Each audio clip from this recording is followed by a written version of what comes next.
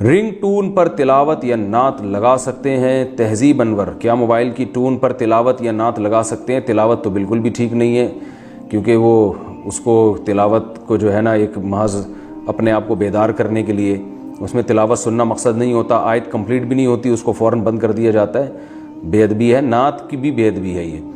तो तिलावत का मामला चूँकि ज़्यादा हसास है, इसलिए उसको तो बिल्कुल ठीक नहीं है। नात लगाना भी मेरा ख्याल यही है कि नात की एक किस्म की इसमें तौहीन है।